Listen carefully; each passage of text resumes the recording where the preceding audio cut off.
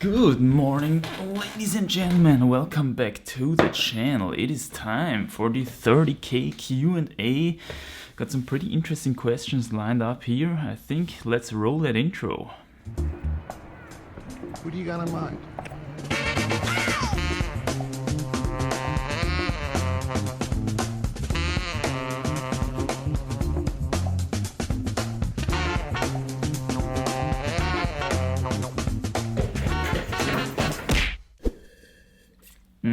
Just finished my morning's movie. Look at this color, just amazing.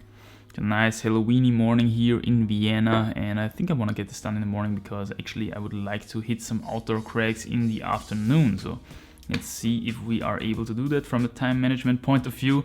Because before we start, I want to aim a massive thank you to all the guys who joined the Patreon tribe, who tuned into the online tip box to support the channel. That's just amazing, guys. It really helps me out a lot. I want you to know that. I also was able to take some of this cash and save it up for the next big investment into the channel, which is gonna be a nicer, bigger camera. I think I already have something in mind. I already found something that fits my needs quite well. I think that's gonna be amazing. I'm pretty excited, to be honest, and I think we should be able to make this investment in the near future. So yeah, thanks a lot for that. Thanks a lot for the support. I really appreciate it. Let's get into the questions. I would say the first one is actually, how old were you when you started climbing? I don't know exactly, to be honest, but what I know is that I'm really close to my 10-year anniversary at the moment, and I turned 27 the day before yesterday. It's like 2 or 3 days ago or something. So 27 minus 10, that's 17, 16, 17 roughly, and that should fit, that should be quite correct actually. Back then I was into Shaolin Kung Fu a lot, and climbing was kind of a side hobby, a side sport to that only, and I started in the climbing gym. The first 3 years of my climbing career I spent in the climbing gym, basically only bouldering, only training stuff, and it got me quite strong, but I would like to encourage you actually to go outdoors as well, because only when I went outdoors after this time I actually discovered the love for this sport, my love for this sport.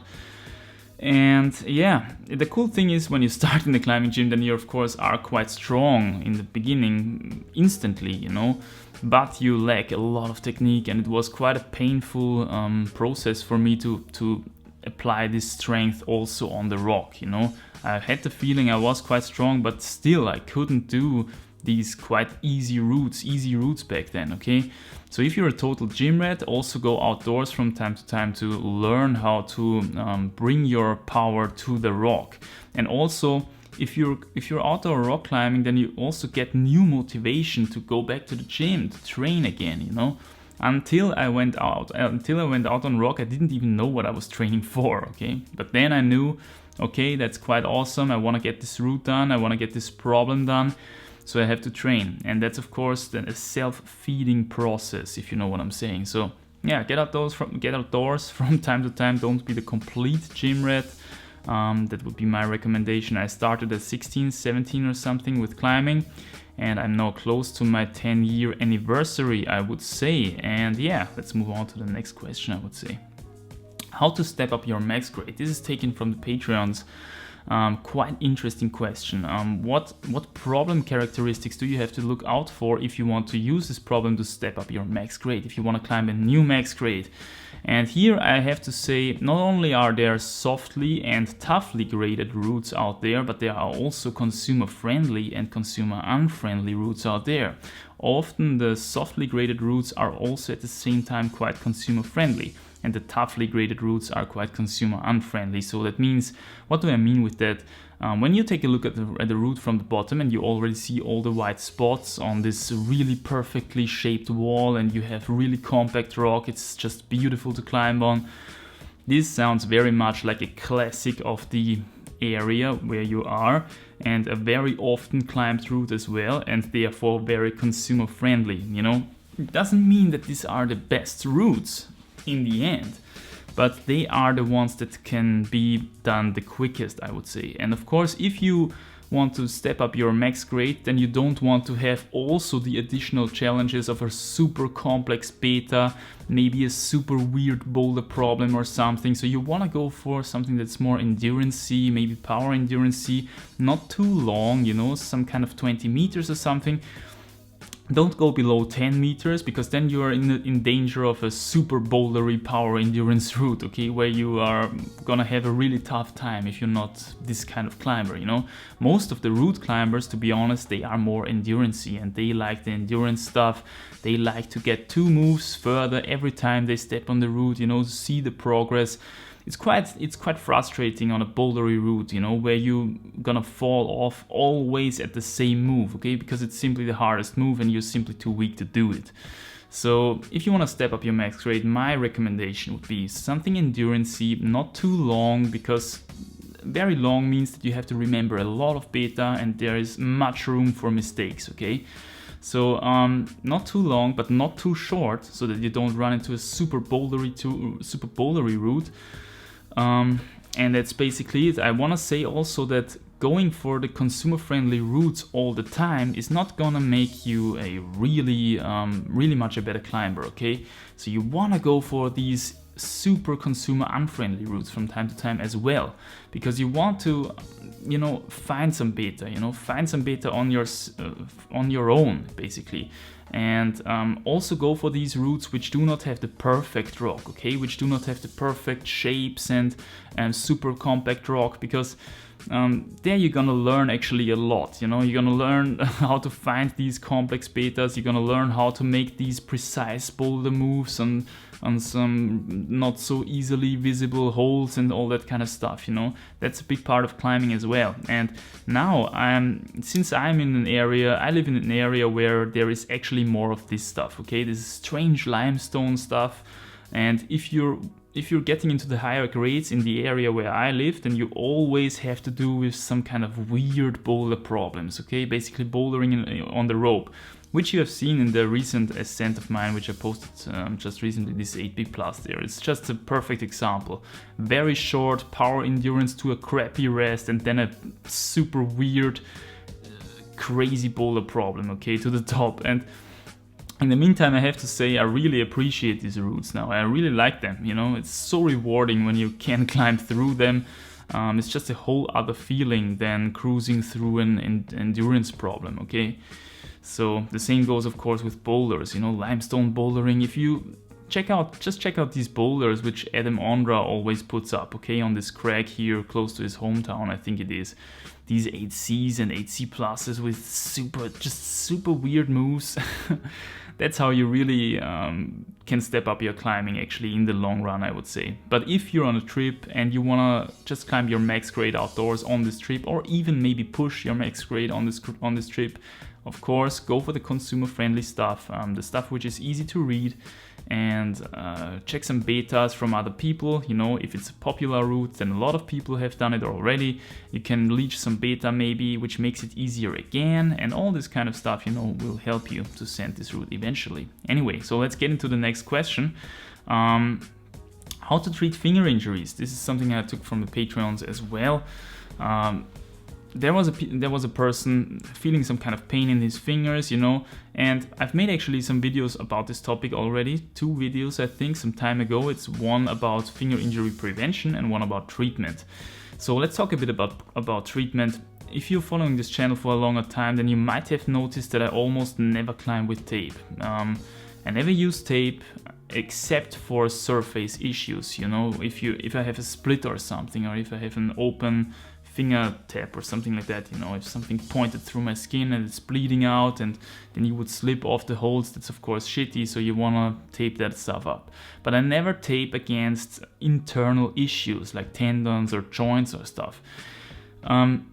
You have to distinguish between 2 different kinds of injuries. The ones that come in a long-term character, in a long-term fashion, and then there are the ones that come suddenly, okay?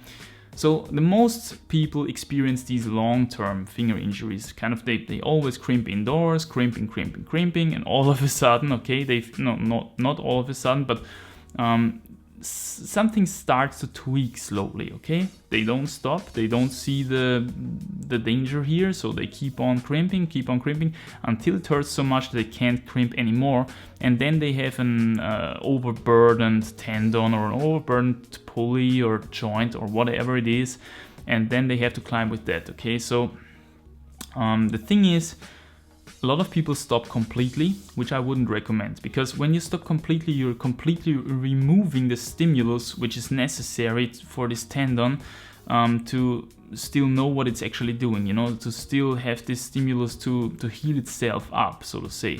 If you're removing the stimulus completely, it forgets about that, and when you step back into climbing after 2-3 weeks of doing nothing, then you're instantly gonna feel this pain again, okay? That's happened 100 times before. I've seen it in so many other people. I've experienced it myself. If you're taking a complete rest from this kind of slowly developing injuries, then it's gonna come back instantly once you're stepping back into climbing. So that's not the perfect way to go with that. In my opinion, in my experience, in the meantime, it is the perfect way to keep on climbing, but very softly, with a very soft stimulus and in the pain-free zone. Your body is gonna tell you perfectly what is allowed and what's not allowed, okay? So just stay in the pain-free zone, keep on climbing, keep the tissue active, keep the blood flow going, keep it warm. Every cell in the body needs its resistance to have a kind of a justification to exist, okay, in the first place. Your bones, they need these mechanical shocks to keep up the bone density and stuff. Your muscles, they need the resistance to be there, okay, to grow even bigger eventually.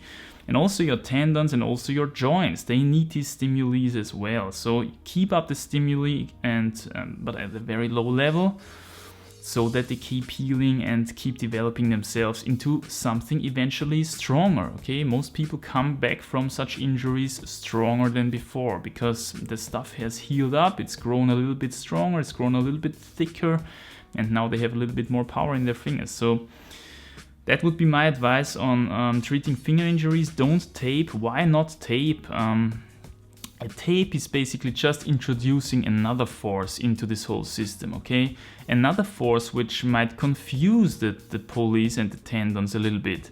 Because if you, for example, you have a little bit of a pulley, your pulley hurts, okay? And you're taping just like the pulley fashion around your bone here, then you're basically gonna take some force away from the pulley. And again, the pulley will think, okay, now I don't need to be so strong anymore. Now I don't need to be so strong anymore. I can basically let go. I don't need to heal up so quickly. That's amazing, nice. Because you're actually now climbing with the support of the tape, you know. But as soon as you remove the tape again, your pulley is didn't get much stronger in this process, you know. At least that's my opinion. Do I exactly know what's going on in there? No, of course not. Nobody knows exactly, okay?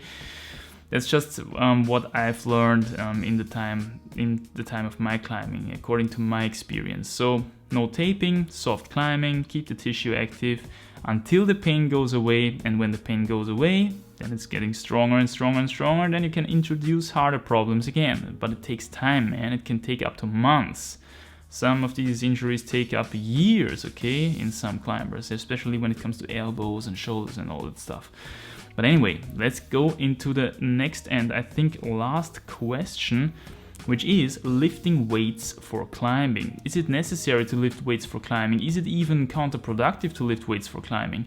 So climbing in the gym, it's kind of a separate issue on its own. I would say lifting weights is not necessary and can be even counterproductive. There are only very few tools in the gym, in any given gym, that can further your climbing progress, in my opinion, and that is number 1, the campus board, number 2, the hangboard, number 3, pull-up bar, and number 4, the rings. And number 5, maybe the parallettes or something, but that's already really abstract and already goes more into the direction of gymnastics and calisthenics and stuff like that. But calisthenics and gymnastics can be really good for your core, and we need core for climbing as well, so why not look into that? But anyway, the most useful tools are the campus board and the hangboard for obvious reasons. They just mimic the climbing stimuli the best, okay? Now, what does absolutely not mimic climbing stimuli is, in my opinion, lifting weights. If you do some bench press or if you do some bicep curls, when in the real climbing world do you have such a stimulus? Almost never, to be honest. And also, these exercises, they tend to make your muscles very big, okay? They might also get stronger, but also they get a lot bigger. And in climbing, you always have to ask yourself the question, is the strength gain really outweighing the weight gain that you have when you put on a lot of muscle, okay? So, I don't know, all these campus board, hangboard training, they don't really make you heavier, but they make you a lot stronger, that's for sure, that I can tell you. They can also give you some injuries, that I can tell you as well, but they can make you a lot stronger, so without making you a lot heavier. So that means your strength-weight ratio is going more towards strength, and that's something that you actually want for climbing. So the absolutely most useless thing that you can do in the gym, which I can think of for climbing, is training legs, basically, okay? Training your thighs or something like that. Because the legs are, I don't know, I think the most useless part for climbing, except for super big dynos. And another exception, I'm gonna talk about this in a second. But for super big dynos, you don't need a lot of mass in your legs, okay? You just need this explosiveness. And that you can train also without weights, just by simply doing some jumps or stuff like that. Or doing the dynos themselves, train the dynos themselves. Another example which I came across recently was actually when Adam Ondra talked about his 9C, the silence route, okay? Because that was the first incident that I came across where a climber actually trained legs specifically to send a super hard route, and he said he needed to do that to get his calves so strong that he could rest in all these knee bars no-handed, okay? So that's of course a really interesting thing in my opinion. If you're on such a special route where you need a lot of knee bars and you need this calf strength to be able to lock yourself into these knee bars perfectly and to shake out your hands even longer by doing so, then of course, train your calves if that's necessary. Train your calves to get into those knee bars. But other than that, other than these very specific incidences, I would say, save some weight and avoid leg muscles. That's of course also a lot of genetics involved here. We're gonna talk about the genetics quite soon, I think, in another video. So lifting weights for climbing, more counterproductive than productive in my opinion. If you want to train in the gym for climbing, go for hangboard, campus board, pull-up bar and rings, and use your body weight, okay? Let your body become really familiar with your body weight, and your body weight is also what you have to handle on the climbing wall. So there it all makes sense, in my opinion. So I think that's it for this Q&A. I hope it didn't get too long. I hope I didn't ramble too much. My smoothie is already empty. I think I'm gonna go out now and enjoy this awesome autumn day that is in front of us. Thanks a lot again for your support, guys. I'm super motivated. I'm psyched to get more content done. I hope you also like the outdoor climbing videos. They're gonna come a lot more often now, I think, because the conditions are super good at the moment. I can only encourage you to go out yourself as well and pull some hard stuff, enjoy the nature. Until then, guys, thanks for your support again, and I'll see you in the next episode. Bye!